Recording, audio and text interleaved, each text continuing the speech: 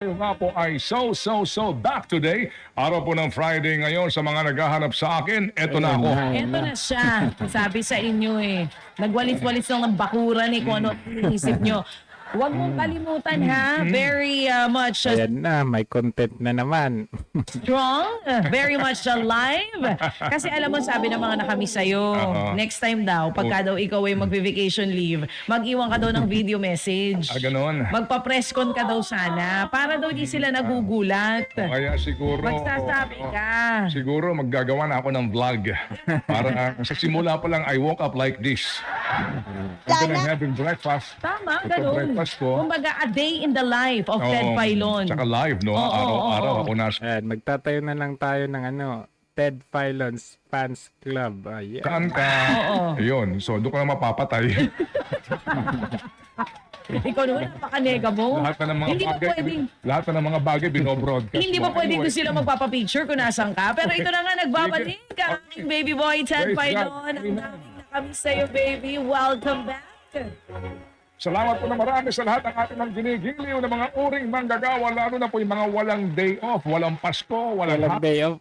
Sino kaya yung pinaringgan niya dyan? Walang day off daw, walang Pasko. holiday. Ang dami po nila. At tayo pinagbibigay pugay po. Ang dami po nila, walang day off. Pero yun nga yung sabi natin walang day off. So hindi pala niya day off yung nanood ng concert. Ang dami nilang ganyan. Sa inyong lahat ng mga uring manggagawa na nagpapagalho talaga at ang galaw sa mundo ay patas. Patas. Amen.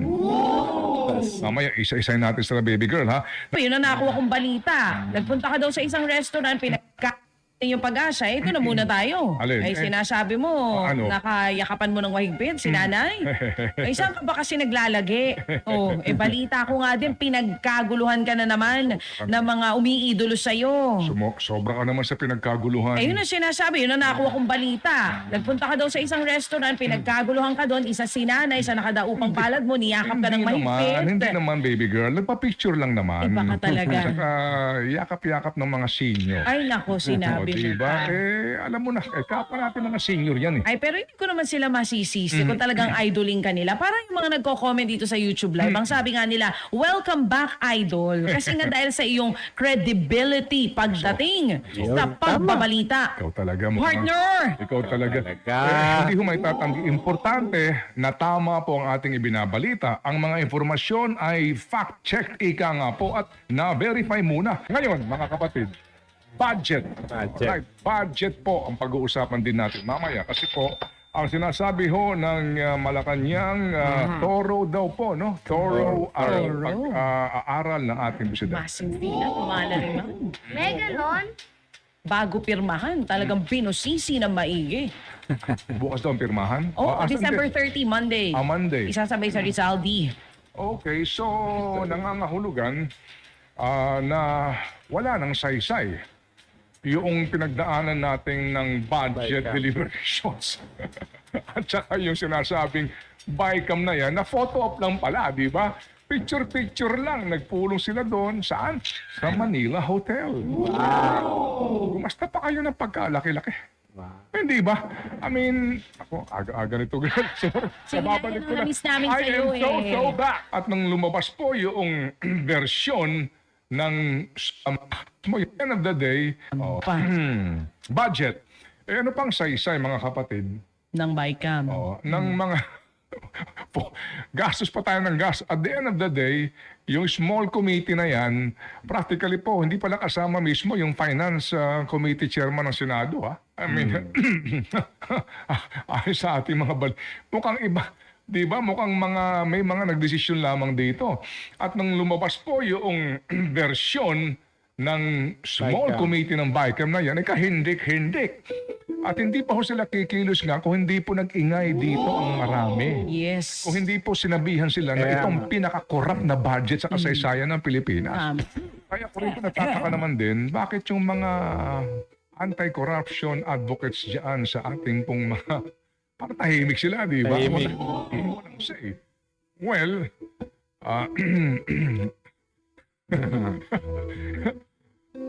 nung lumabas po itong version Tahimik na inaprubahan ng both houses ratified, as usual po, in the Senate, well, in fairness ngayon, dadalawa. Kasi noong una isa lang eh. Dalawa. Alright, dito po sa lower house, as usual, 5 kabayan lang.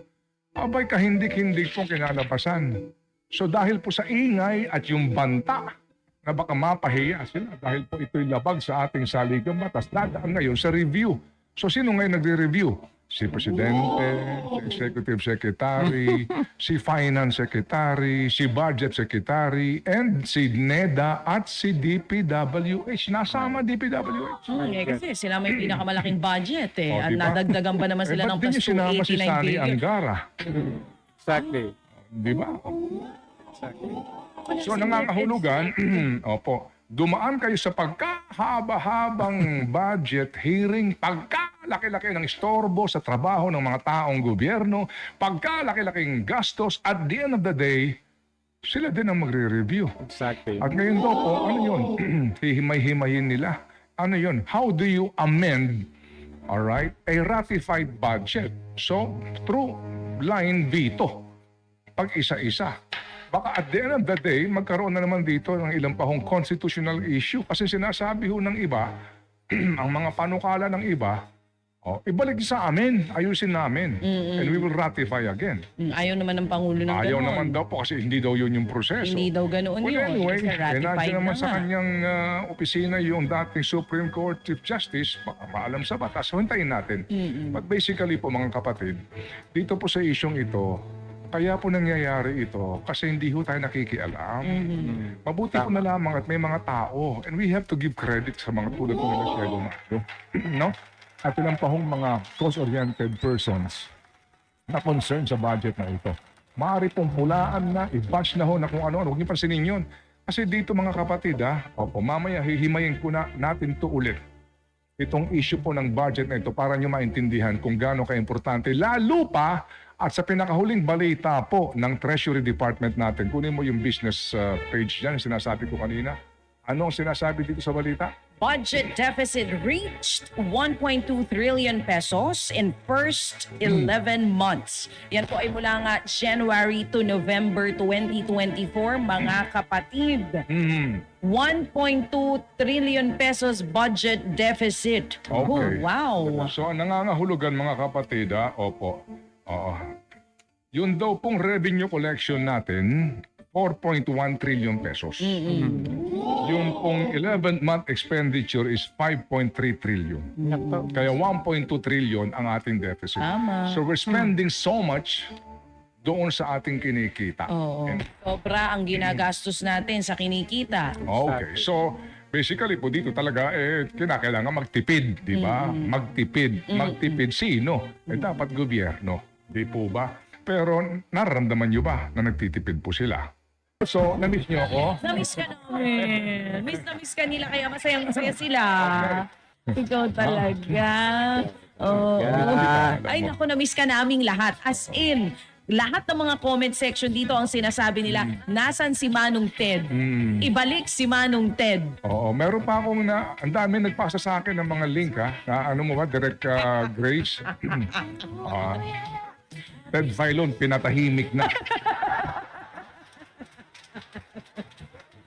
Meron pang isa, Ted Ikaw kasi, Filon, nagurgur na ba? May ganun pa. Yun ang tanong nila dito.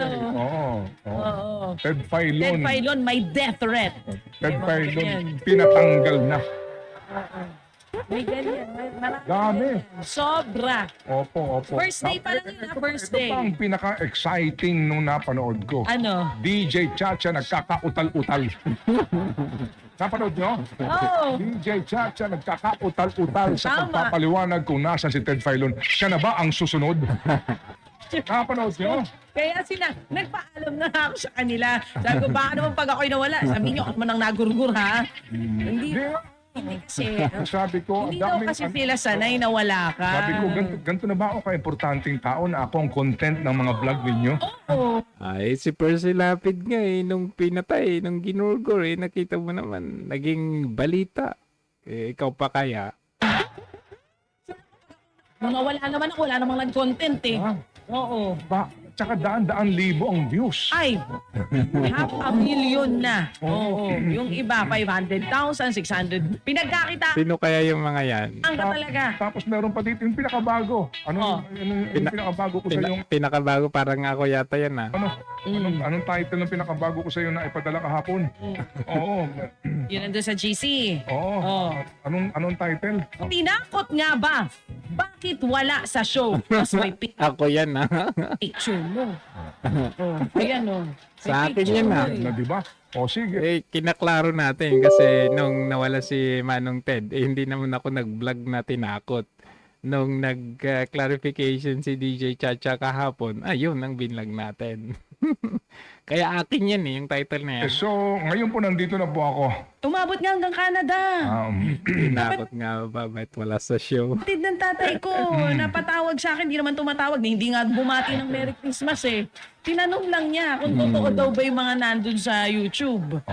Sabi ko, ano nga pinagpapanood mo kasi? Ba't ganun? Ba't ganun sila? Hindi ko alam. Importante ka sa buhay nila. Maganda kang content. Ikaw na lang kasi ang alam mo yun, bukod sa maganda kang content, ikaw na lang kasi yung natitira, no? Siyempre kasama mo si DJ Chacha.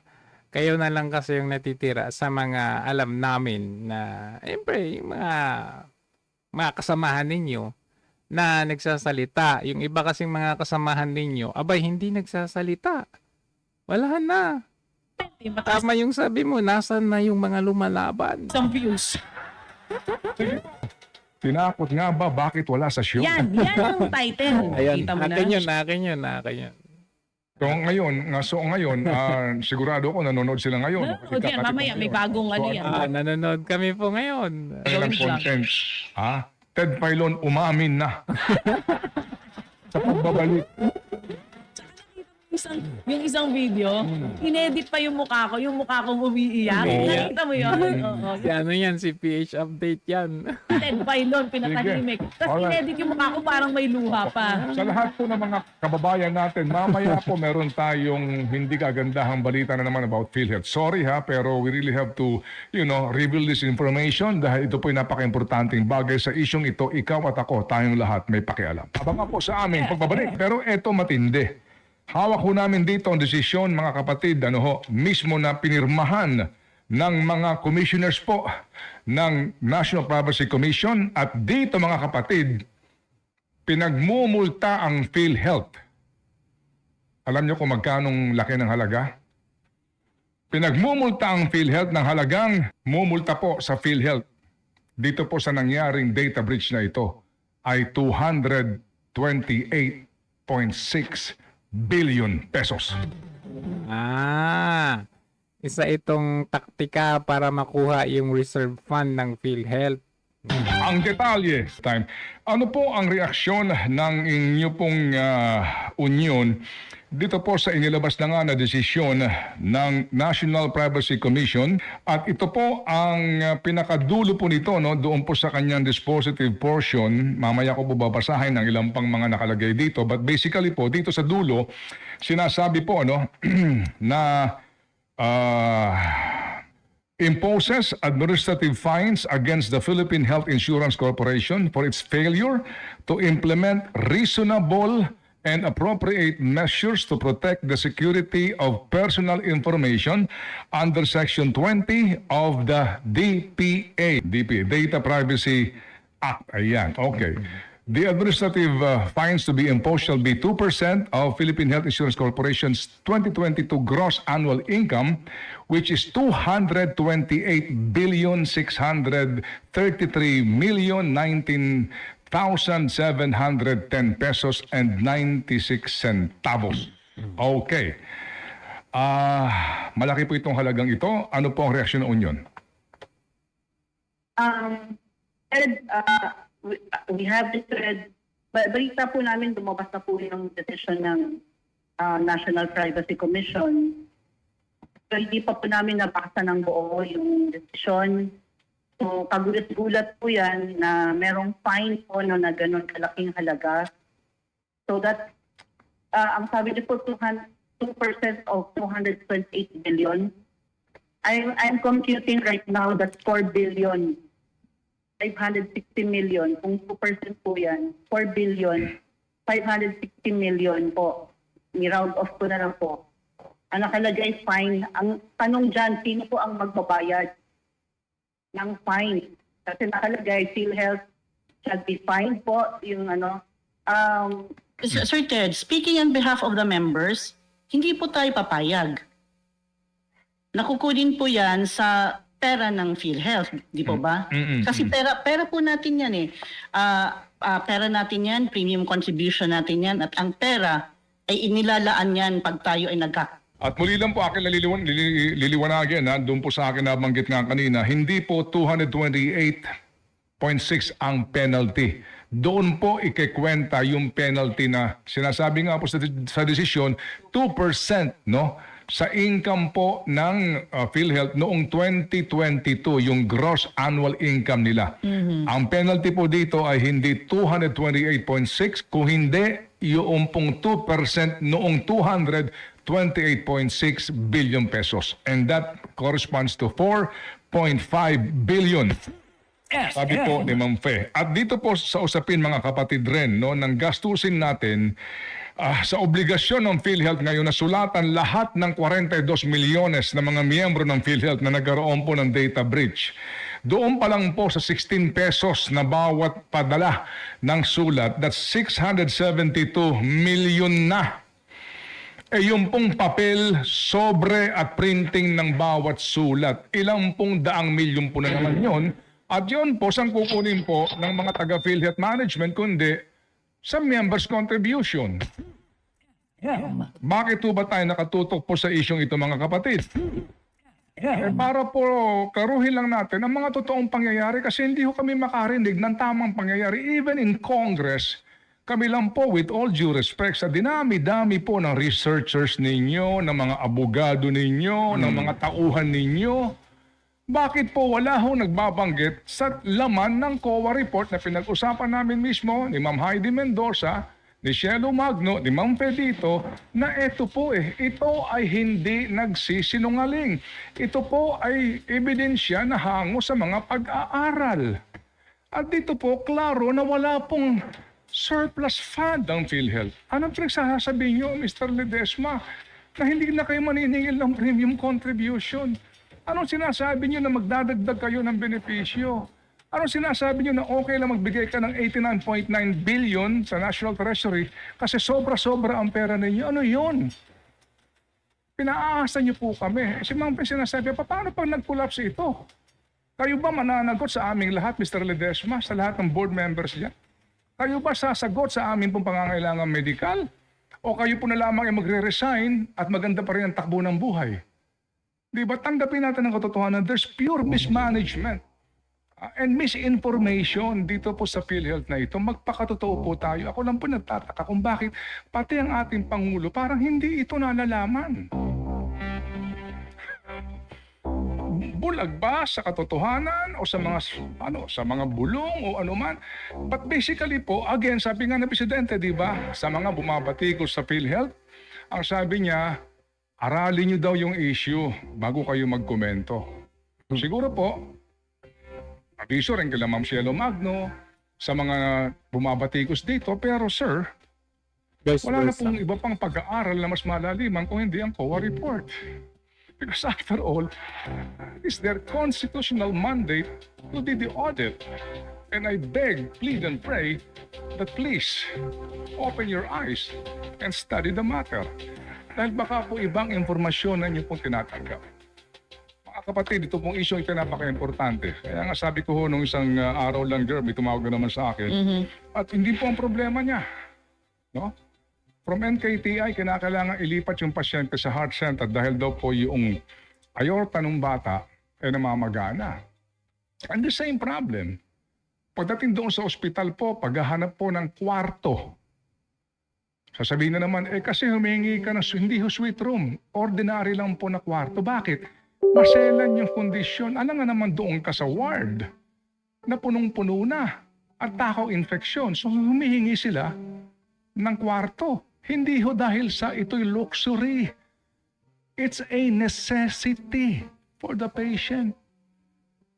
Alam niyo magkano pinahahanda sa kanila? 4 million pesos. My God. For Diyos por Santo. Malapit sa akin, saan ka makakahingi ng guarantee letters na naman?